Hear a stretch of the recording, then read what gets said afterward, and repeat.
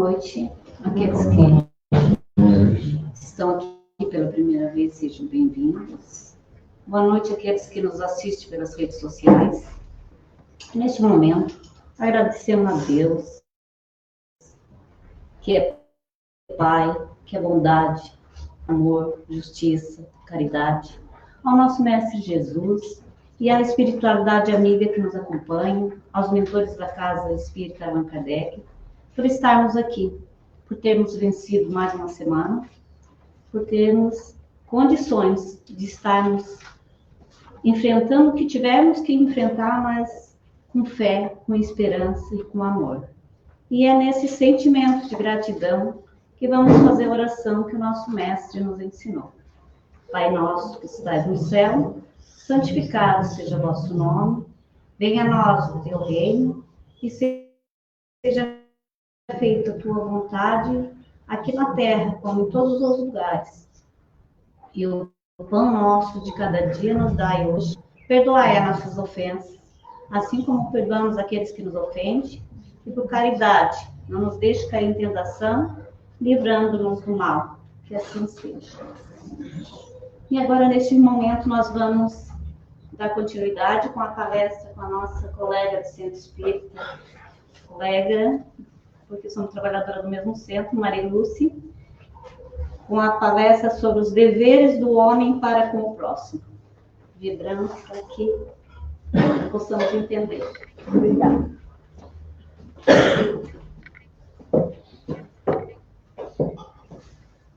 Boa noite a todos, os que estão aqui presentes e também aqueles que estão nos acompanhando pelas redes sociais.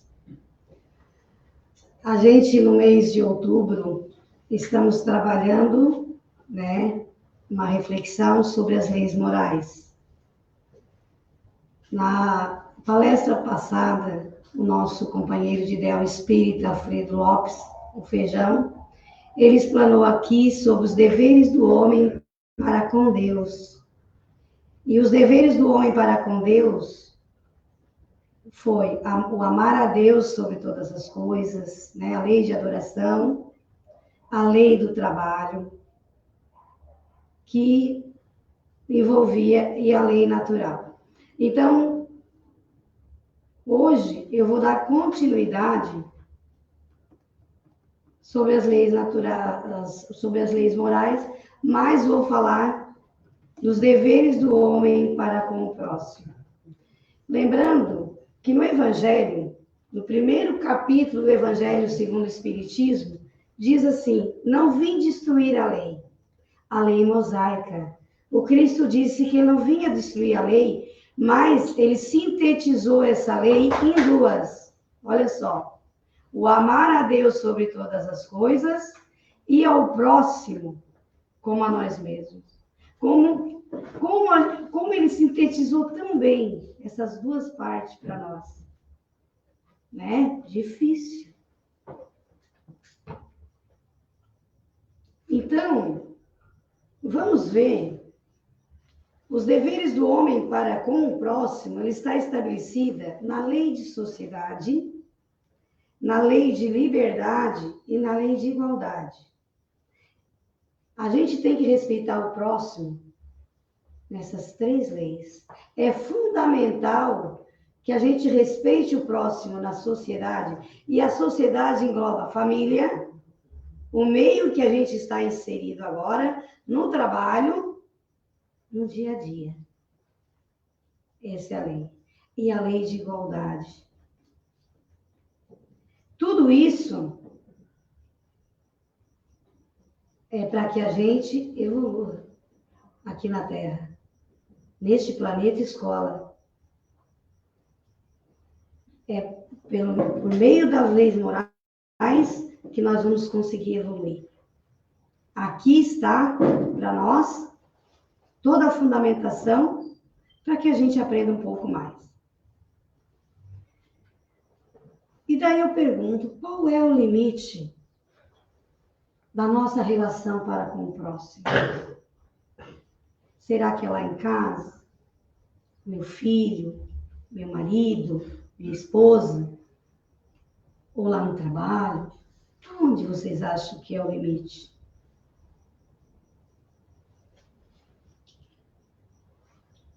O limite nosso é toda a humanidade.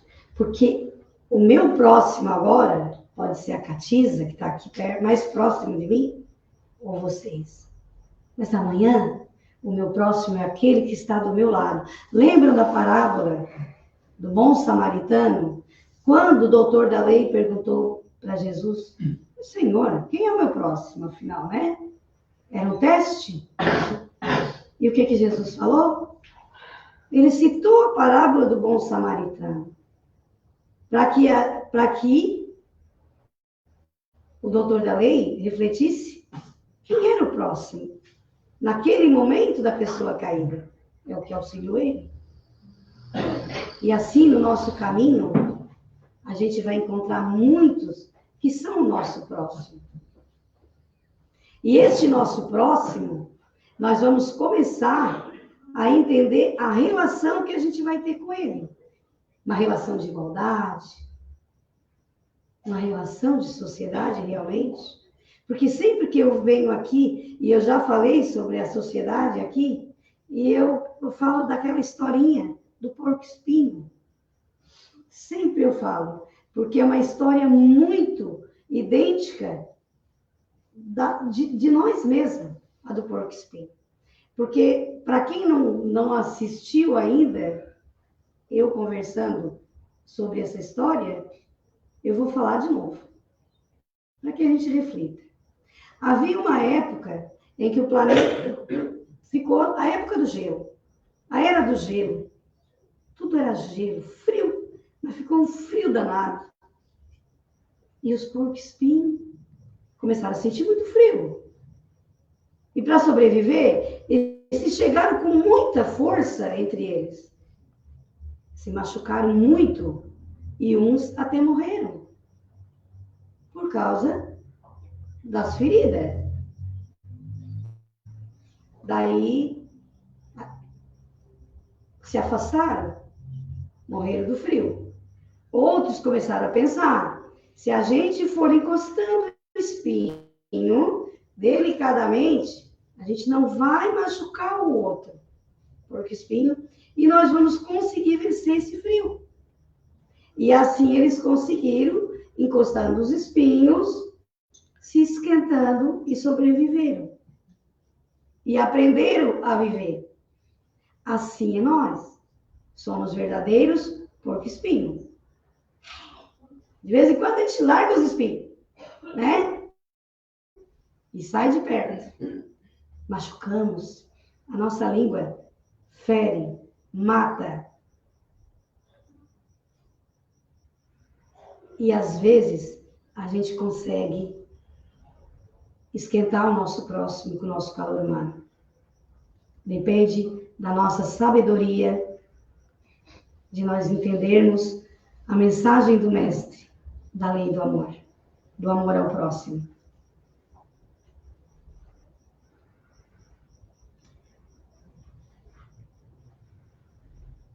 A ignorância a respeito da lei de Deus pode nos conduzir a ações muito graves, cujas consequências, cedo ou tarde, teremos que responder.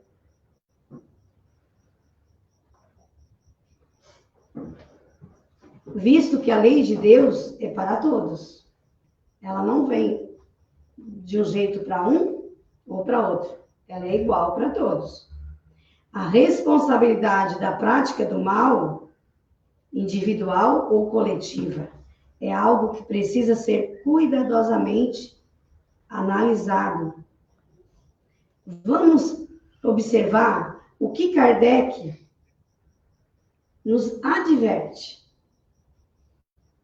Ele pondera assim. Ponderar, ele quer dizer agir com ponderação, agir com cautela, estudar bem o que está escrito e ver se realmente é verdadeiro. Kardec sempre nos ensina isso, que a gente tem que prestar bem atenção nas fontes que a gente estuda, né? E ele diz assim: as circunstâncias dão relativa gravidade ao bem e ao mal. Muitas vezes o homem comete faltas que, observa esse, olha, eu sofri no eu fazer essa parte aqui. Que embora decorrentes da posição em que a sociedade o colocou, né? Porque às vezes a sociedade nos coloca num patamar que a gente faz mal ao outro. Não era aquilo que eu queria fazer, mas o patrão disse que eu tinha que fazer, né? E ele diz que essas faltas não são menos repreensíveis, não. Porém, a sua responsabilidade é proporcional aos meios de que ele dispõe para compreender o bem e o mal. E depois tem uma parte que a gente até estudou hoje. É por isso que o homem esclarecido, que comete uma simples injustiça, é mais culpado aos olhos de Deus do que o selvagem ignorante, que se entrega a seus instintos. Quando a gente já sabe definir o bem e o mal, a gente é mais culpado diante dos nossos atos. E o Livro dos Espíritos nos traz informações importantes da espiritualidade acerca das leis morais, no seu livro 3º, que é isso que nós estamos falando agora, né? Que é a lei de sociedade. E de acordo com a resposta dada a Allan Kardec, os espíritos dizem assim: a vida social ela está na natureza, uma vez que o ser humano foi criado para viver em sociedade. Os espíritos que trouxeram esse primeiro livro da codificação até citam que Deus, ele não nos deu a fala inutilmente. Ele nos deu a fala com algum propósito. E quando Kardec ele nos fala do texto acima, ele diz assim ainda, que nenhum homem tem todas as faculdades completas. E pela união social é que elas se completam. É na sociedade que a gente vai compreender, que a gente vai aprender a evoluir como verdadeiros espíritos e seres humanos. E não isolados. O Evangelho segundo o Espiritismo nos diz assim: o verdadeiro homem de bem é aquele que cumpre a lei de justiça e de amor e caridade. Mas ele cumpre essa lei em sua maior pureza. Ele interroga a consciência se tudo o que ele fez está certo, se ele fez algo de errado.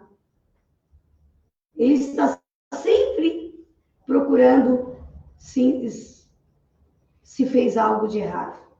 Santo Agostinho dizia isso, que durante a noite, quando ele ia deitar, ele fazia uma reflexão sobre o seu dia. E o homem de bem deve fazer isso. Se não violou nenhuma lei, e se ele fez algo a alguém, que ele possa lembrar para voltar atrás, se desculpar. Esse é o verdadeiro homem de bem. E nós temos que caminhar para sermos verdadeiros homens de bem. Dentre as leis morais que regem a vida, também tem a lei do progresso. A lei do progresso é isso que nós estamos vivendo. Estamos aqui progredindo. A cada dia, para sermos melhores do que fomos. Com certeza, nessa escola da vida, é para nos melhorar que estamos aqui. O dia que nós estarmos prontos, não estaremos mais aqui. Pode até demorar um pouquinho, como dizia de volta, não precisa ser tão rápido, né? Mas a gente está evoluindo. Tudo evolui. Desde o estado de natureza, que é o primitivo, passando por inúmeras etapas. Essas etapas são a reencarnação. E a gente vem lá do primitivo, bem primitivo, e que muitas vezes nós temos dentro de nós ainda. que se alguém tira a gente do sério, a gente já xinga, já não quer nem saber do que o outro está falando. E não é porque eu sou boazinha que eu estou aqui falando, não. É porque também sou mazinha, como dizia a minha amiga Verinha. Né?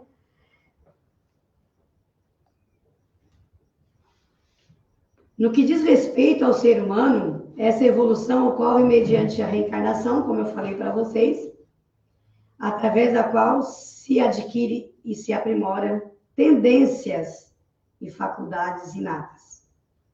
Observando a atualidade, comparando com outro qualquer período histórico, é fácil detectar que as transformações por que passaram a sociedade terrestre, assim como o planeta nosso que a gente vive, o progresso intelectual tem sido o mais relevante e objetivo do que o de natureza moral. Então, nessa nossa transformação que a gente está vivendo, o nosso intelecto, a gente só pensa em estudar, adquirir conhecimentos, aprender mais. Tu vai lá e faz uma faculdade, depois tu quer fazer já um mestrado, depois um doutorado, tu quer aprender. Só que a moral, ela vai ficando esquecida. E é essa parte que nós viemos aprender, a moral. Porque o intelecto, ele vai nos evoluir como ser, como pessoa. Ah, ele é um advogado, é um juiz, é um professor. E a nossa moral? Aquilo que Cristo veio nos ensinar há 2000 anos atrás. E a nossa moral está no amor ao próximo. As conquistas da ciência que a gente vive no dia de hoje, da tecnologia, a gente vai lá no Facebook, bate uma foto, olha, faz uma maquiagem, sabe? Tira tudo, ficou mais linda a foto. Mostra lá, feliz da vida, né? É tudo assim, a tecnologia, a ciência achando razão para tudo, querendo descobrir a origem da vida, e avanços, mas não conseguiram libertar o homem do primarismo. Não conseguiram. A gente ainda está muito arraigado, sabe? As coisas bem do início do nosso, bem primitivo, eles não conseguiram. Notam-se em todos os lugares glória da inteligência e também da miséria. Não conseguiram equiparar. Não conseguiram fazer com que trabalhasse as coisas igual, não. Um é muito para um e o outro é pouco.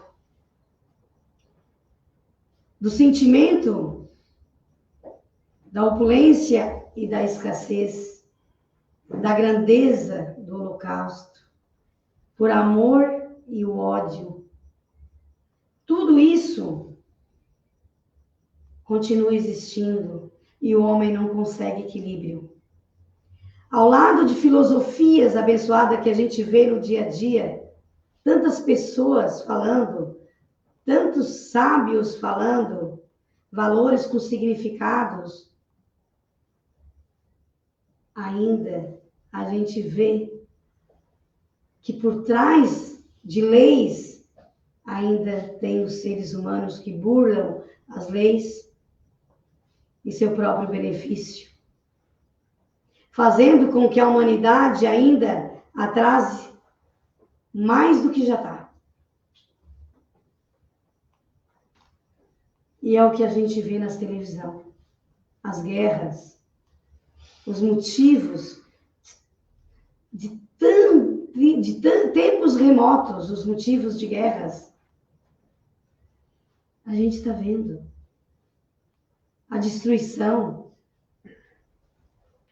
O homem não consegue se achar. Mas não foi isso que o mestre veio nos ensinar. Não foi isso que Kardec veio nos ensinar. Se Jesus veio nos mostrar a lei do amor, Kardec acrescentou a lei de justiça, amor e caridade junto. Para que a gente aprenda a caminhar. a gente percebe que todos lutamos em busca da igualdade. E Deus nos fez igual. Simples e ignorantes. Todos iguais, rumo à perfeição. Todos os homens estão submetidos às mesmas leis da natureza. Todos nascem igualmente fracos. Acham-se sujeitos às mesmas dores e o corpo do rico se destrói como o do pobre. A Covid veio mostrar para nós, tão recente isso, né? Deus a nenhum homem concedeu a superioridade natural, nem pelo nascimento e nem pela morte. Todos, aos seus olhos, são iguais. Todos somos criaturas. E Deus é o nosso Criador.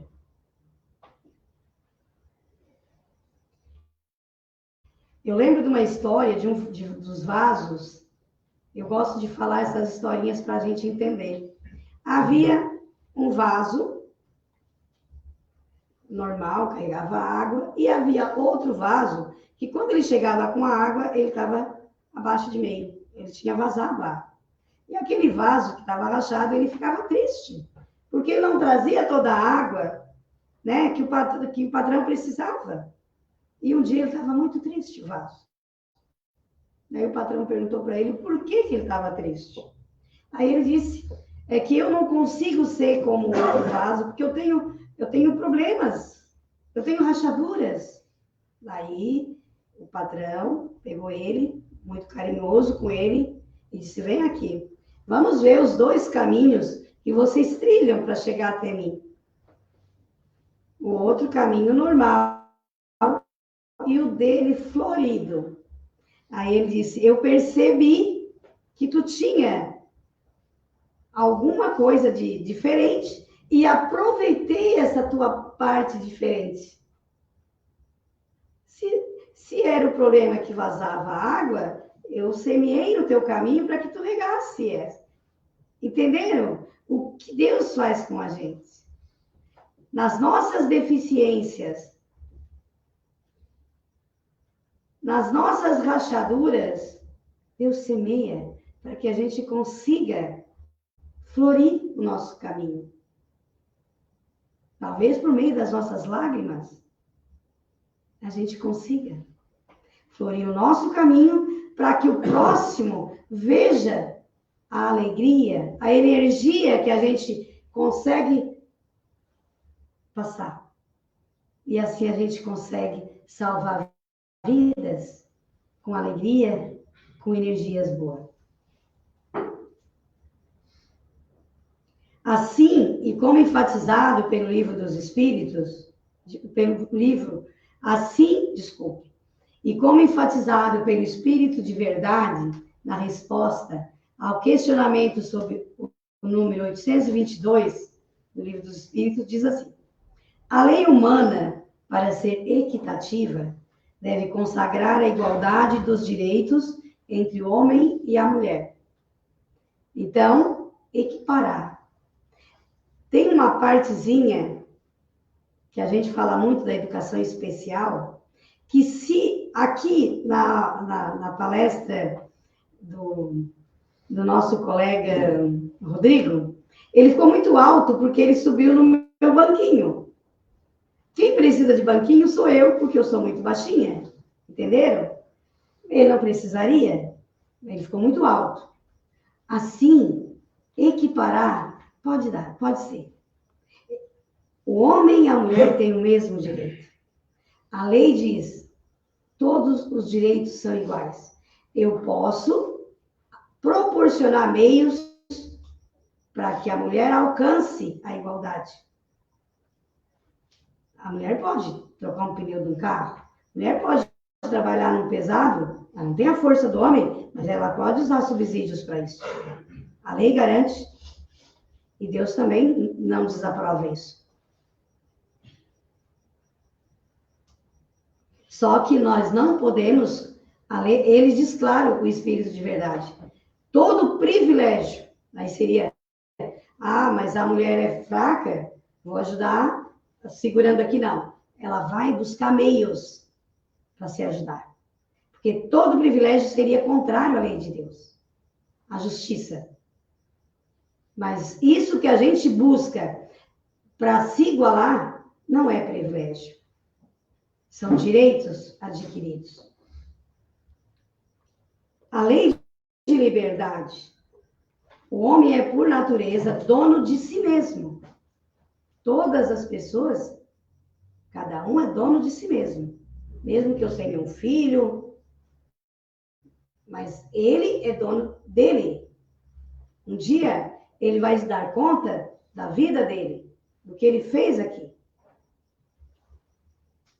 Isto é, tem direito de fazer tudo o que achar conveniente para ele. Eu tenho o direito de fazer o que eu quiser da minha vida. Mas será que eu devo fazer?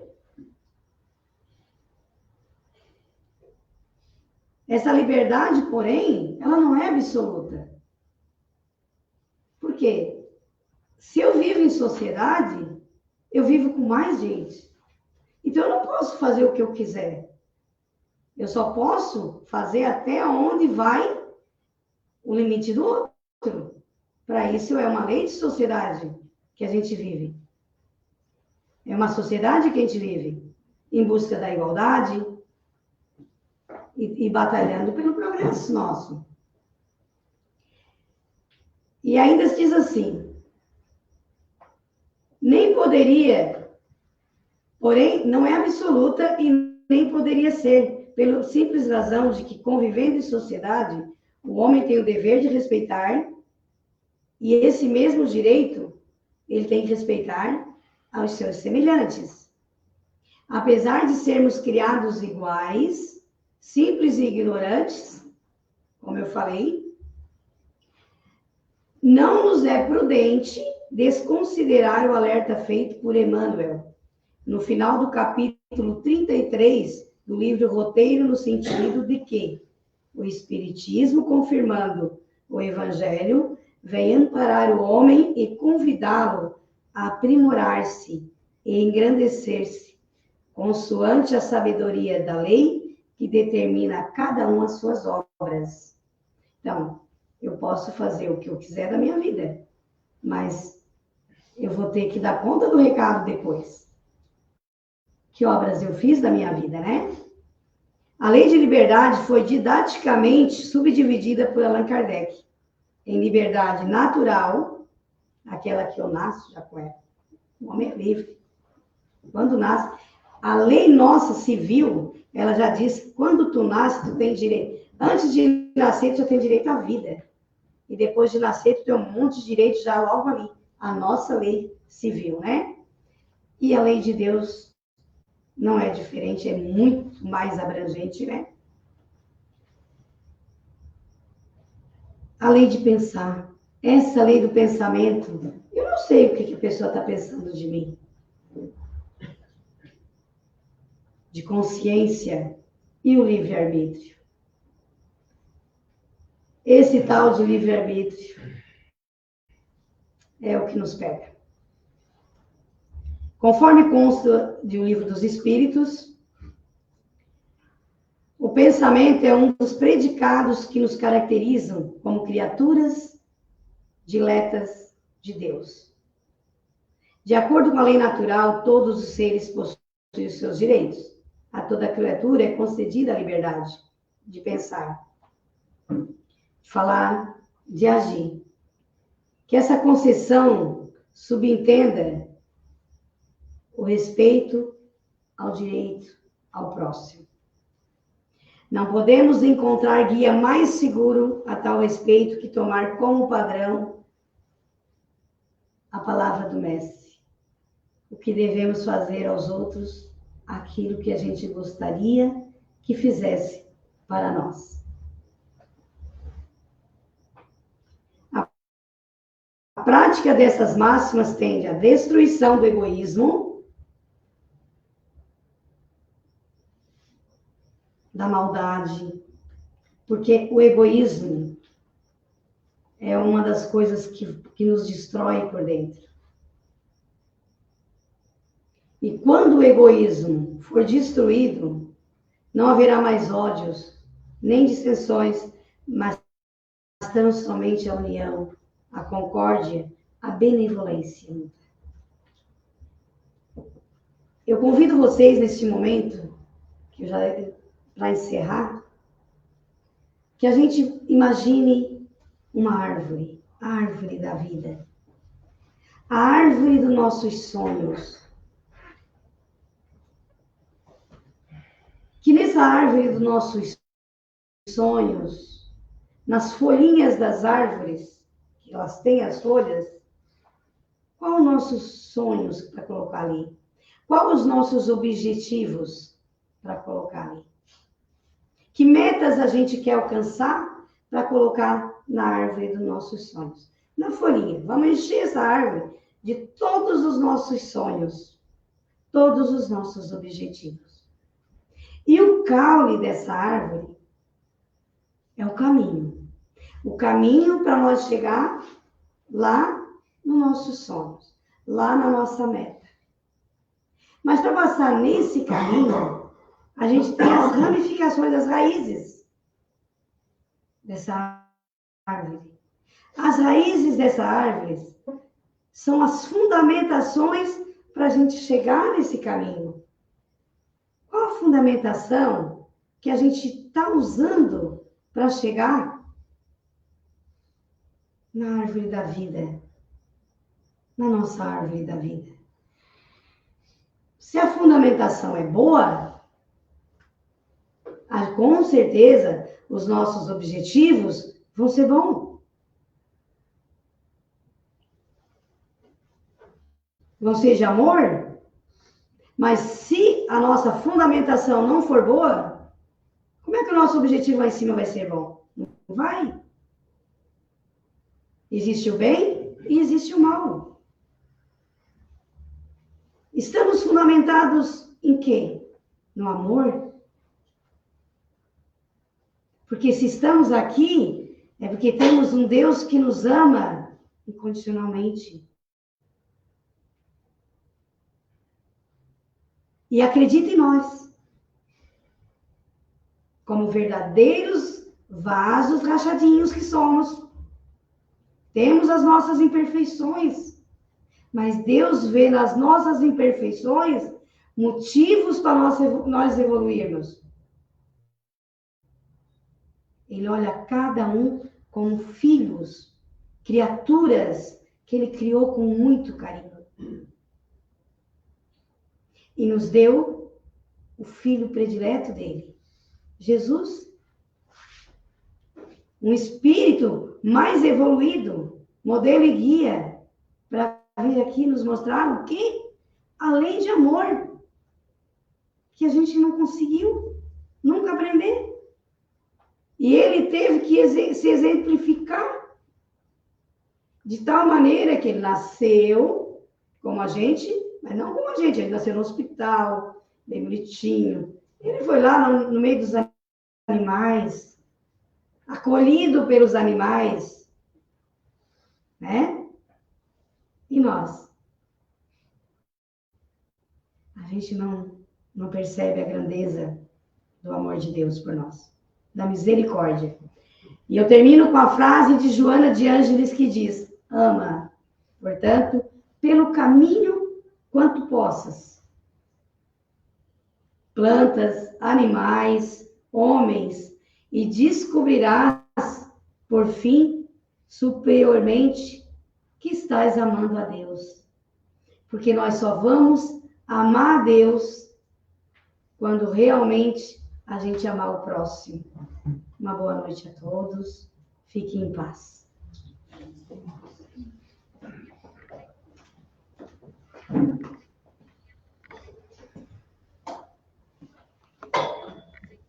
Obrigada, Sim, que saibamos amar o próximo. Mas que esse próximo não seja só aquele que vive do nosso lado, tá?